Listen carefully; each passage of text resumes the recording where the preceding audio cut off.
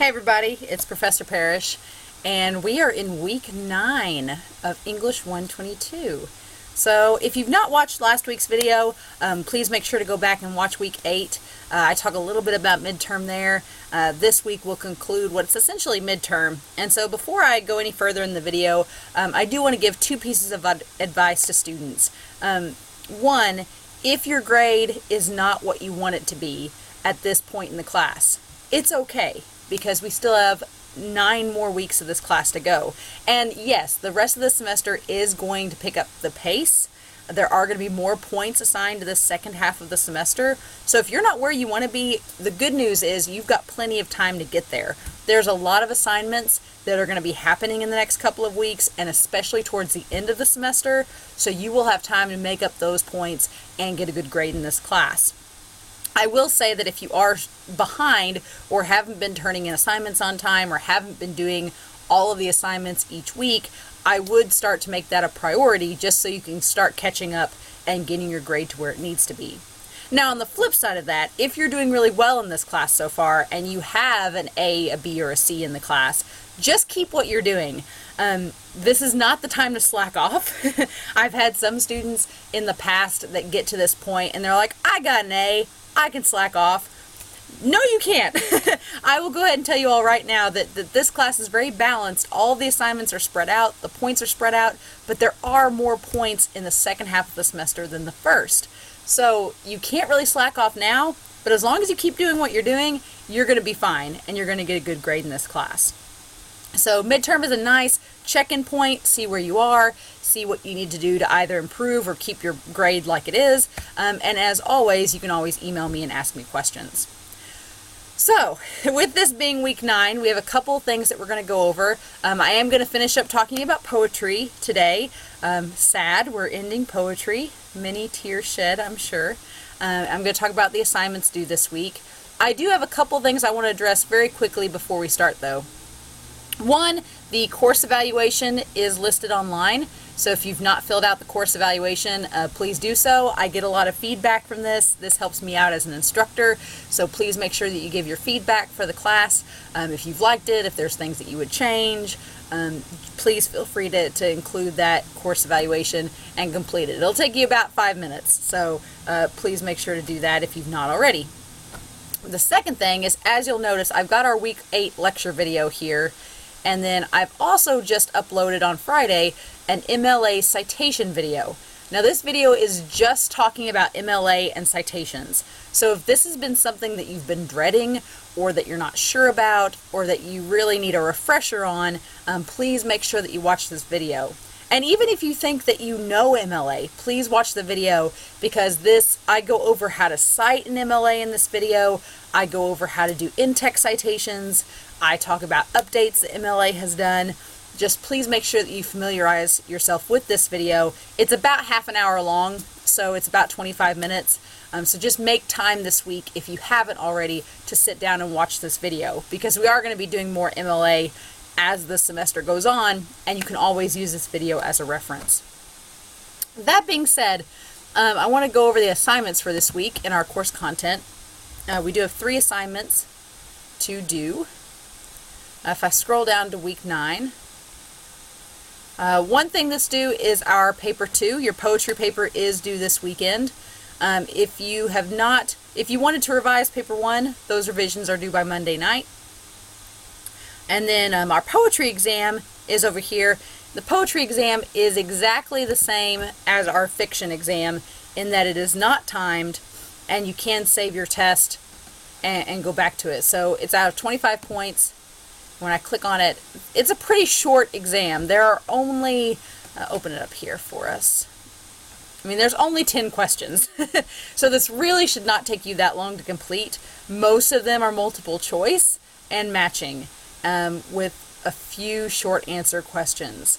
So all in all, should be a very quick exam. You can use your book. It's not timed. It should be a pretty easy exam for you all to round out our section on poetry. A very concise exam to finish up a very concise unit. So your paper is due, the poetry exam is due, And we do have a discussion forum this week. We're back to those. I know you all had a week's break. from the discussion forums. But the discussion forum posts are due Friday, and then your responses are due Sunday. And the paper and the exam are due Sunday as well. I know we have a holiday coming up on Monday, and I'm going to use that holiday to do some grading on those. So as for the discussion forum, I have pulled it up here. Mainly this is something a little neat to round out poetry. This Poetry Out Loud link is where people have actually spoken. They've actually said poetry out loud. They've basically read poetry on this website and then posted their recordings of it. There's some celebrities that have read poetry out loud. There's some poets themselves that have read their own work. It's a pretty cool site, and if you've ever wanted to hear some poems read out loud, this would be the place to go to. So what I would like you to do for this discussion forum is choose one of the poems on this site and then listen to it and then answer the questions below for your post. And then your 2 responses are due by Sunday. So it should be something nice to round out our poetry section. Just a nice fun thing to do before we move on to drama. But I hope that you all find a poem in here that you find interesting. And there's some poems in here that are spoken out loud that are also poems that are in our book. So that might be a fun thing to kind of connect. So in our resources section, if you scroll down to week 9, we do have our PowerPoint here, our presentation, and I'm going to pull it up. We're actually on the 8th slide here. Just going to talk about it. Chapter 19 is all about persona, and we've talked about persona a little bit in the fiction unit. Persona is essentially a masked identity in short stories that a character may put on to hide something. So in the movie Frozen, for example, in Disney's Frozen, Hans is an antagonist, and he has the persona of a nice, well-meaning character, and we later find out as the audience that that's a lie, and that's all a ruse to manipulate Anna, one of our protagonists. In poetry, persona is the voice that the poet takes on in giving their poem. So, for example, one of my favorite poets, Rachel McKibbins, she writes a lot of her poetry under the persona of a mother, so a motherly figure. So when she writes about her children, when she writes about, raising her kids and conflicts and concerns she has, she puts on this persona of a mother. Whereas in other poems that she writes, she's talking about her childhood, so she has the persona of a child when she, writes those poems. So it's just the voice that the poet takes on when they craft their poem. The term confessional comes back, and this is when we talked about confessional in short stories. It was very diary-like, very intimate, and the same goes here for poetry. It's very personal, almost secretive poetry. So on page 853, there's the example of Sappho, and I love Sappho. If you don't know who Sappho is, or Sappho, however you want to pronounce it, Sappho or Sappho was basically a Greek poet. She was one of the only women recognized in ancient Greek texts. Some people think that she was a student of Socrates. Some people say that she was actually Socrates and that Sappho is just a pen name. I don't think that's true, because that would mean that Socrates is posing as a woman. I don't think he ever did that. I think Sappho was in fact a poet, and she wrote a lot of poetry that was highly regarded in Greek times, and so it did find its way into Greek writing, and we still have tiny bits and pieces of her poetry today, and it's really good. So there's an example of that on page 853, but it's very secretive and diary-like, much like the term confessional was in our fiction unit. The persona of a poem can do a number of things, and our textbook outlines this. It talks about how personas can share real-life experiences. They can share personal emotions by putting it through the lens of a different character. So Rachel McKibbins, for example, can look at childhood through an adult's eyes using this persona and kind of reflect on her own childhood and rethink certain emotions and feelings that she had through an adult lens. So it's kind of like a different way of looking back on old feelings. They can present a guarded or edited version of the subject. So it can very much rewrite history through this persona lens. The poet can do that. They can adopt a stance of the detached observer, kind of a fly on the wall. Emily Dickinson, a lot of her poetry has this detached observer type of mentality where it's almost like someone's watching what she's doing in the poem. And they can also be an imaginary character that's very different from the poet. So Dr. Seuss, if you ever read the Lorax, some of those characters are meant to be representations of ideas that Dr. Seuss had, or representations of a mentality of society at the time. They can be imaginary characters created for the sake of having a purpose. And a lot of Dr. Seuss's poetry, even though it was for children, have a very strong, grounded message behind it. And chapter 20 talks about tone, which our book explains is the language of emotions, which I like that term that it's given to it. We've talked about tone a lot, it being the attitude created through words in a poem. There's a few different examples of this. Understatement, we talked about this in fiction, where there's a downplaying of emotions to create a strong impact. We talked about Kurt Vonnegut's Slaughterhouse-Five in the short story unit. In poetry, page 880 has Dylan Thomas's "Do not go gentle into that good night," which is very much an understatement. It's basically a very inspiring poem about how you should give your all and live life to the fullest. Don't gently go into that good night. Don't just gently pass on. Like, leave your mark, fight for your causes while you're alive, and live life to the fullest. So there's a lot of understatement in that poem. Elegies are poems of mourning. So if someone's writing a tribute to someone, they might write an elegy, something that's sorrowful, but, expressing their grief. A parable is a brief story with a weighty meaning. Our textbook is obsessed with Icarus. The Greek-Roman fable of Icarus is prevalent heavily throughout this textbook. If you don't know the story of Icarus, the basic synopsis is that an inventor's son, Icarus, and his father creates him a set of wax wings. And he tells Icarus you can use these wax wings to fly. The caveat is don't fly too close to the sun, don't fly up too high or get too close to the sun, or your wings will melt and you'll die. Icarus, who's very proud and very arrogant, is like, yeah, whatever, when. And so he flies, and his arrogance gets the best of him, and he's like, I can fly a little higher, I can get a little closer to the sun, it's not a big deal. He flies too close to the sun, his wings melt, and he falls into the ocean and drowns. Awesome fables of ancient times.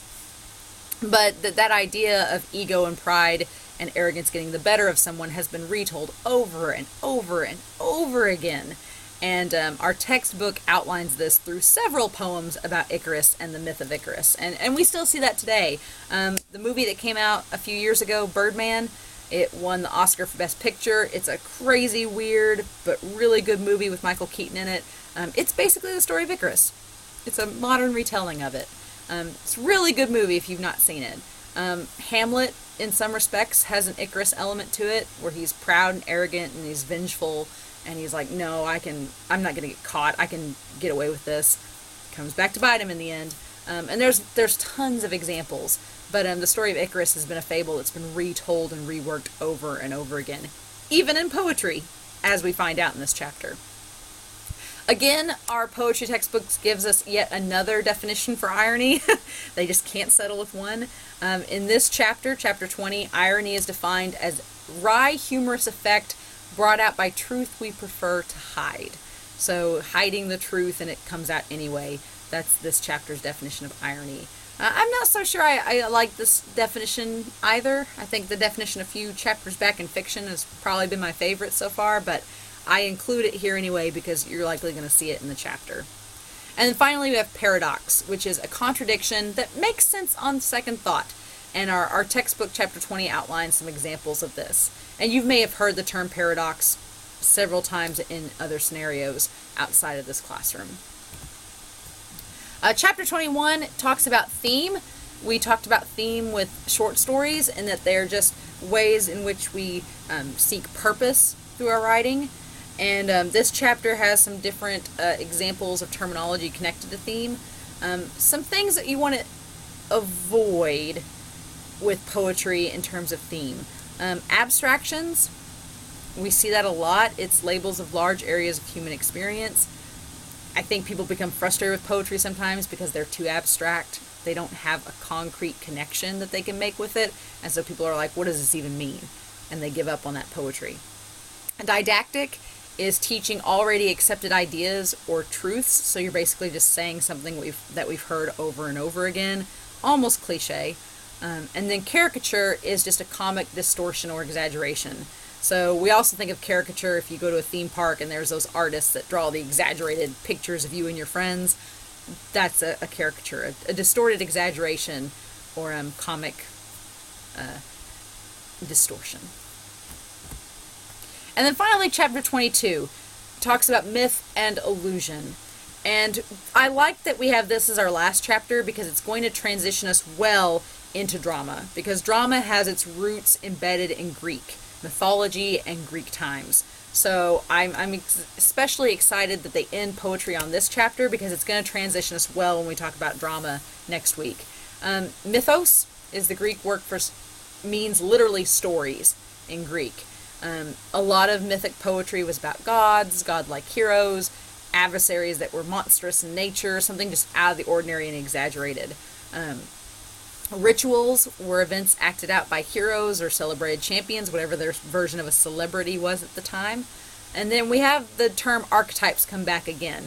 And we've talked about archetypes with fiction in that they are generalized or stereotyped versions of characters in a story. So an example would be the hero, the damsel in distress, the monstrous villain, Frankenstein, you name it. But our chapter here goes along with those different terms and examples within them. Again, we bring back the tale of Icarus. It's talked about a lot in the Myth and Illusion chapter. An illusion, which is what our chapter title is not an illusion. If you're thinking of like a mirage or something that's there that's not really there, that's an illusion with an I. This is an illusion. And an illusion is kind of a callback that will trigger a flashback. So it's something, a brief mention or reference that will make you think of something in the past. So in fiction, for example, whenever there's an item that a character sees that triggers a nostalgic memory for them, that's an illusion. So when you say that you allude to something, you are referencing something in the past. An ode is an elaborate stanza that's designated to talking about solemn subjects, so it's very similar to an elegy. Not necessarily about mourning. It can be just something that's solemn or stoic or just serious in nature. It does not have to be about grief or sorrow.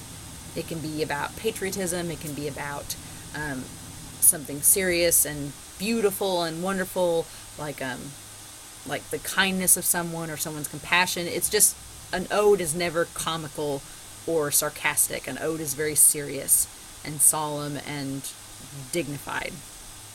Metamorphosis, we see this term all the time in science and in poetry as well. It's a transformation. And on page 954, we're almost to the 1,000-page mark threshold in our book, but there's an extra set of glossy pages starting on 954, which I think definitely check out because there's some good poem-image combos in those pages that are worth going over and looking at. And then, of course, we have our tale of Icarus once again. And that is our finishing up our discussion of poetry. I do hope, my goal with every time I teach this class is I understand that poetry is not everyone's cup of tea. And that's completely fair and understandable. However, I do hope that in looking at the poetry chapters over these last couple of weeks, that you've at least gained an appreciation and respect for poetry as a genre. And I hope that the discussion forum this week will further that, in that it will give you an opportunity to actually hear poetry spoken, not by myself, who is saying it way too slow sometimes and way too deliberate. It'll give you an actual opportunity to hear real people saying poetry in its raw form like it should be. So I'm excited to read your paper number 2s. I'm excited to see your discussion forum post this week. I know the last couple of weeks I have not been personally posting in the discussion forum. Please be happy to know that I do read all of the posts, though, and I do note that in your grade. If I've read them all, if there are grammar errors, I do go and read every single post each week. I do try to post in the forum when I can. Sometimes it does not work out, but I am really enjoying your posts. I've been enjoying your writing so far. If you're doing paper number 2, please make sure you include the analysis parts. I've had a lot of people in the past turn in papers with no analysis, just poems that they've made, and that's great, but make sure you have that analysis as well. As always, if you have questions, please let me know. I saw the play this weekend at the college. Wonderful, beautiful work. You all did fabulous. I am excited to see your work this week, and have a good midterm. Don't stress out too much. It's going to be all right. We're halfway through the semester. The first half of the semester always goes slow, and then once this point hits, the rest of the semester is going to fly by. So hang on tight, guys. We're doing drama next, and then our research paper. Have a great week, and I'll talk to you all again soon.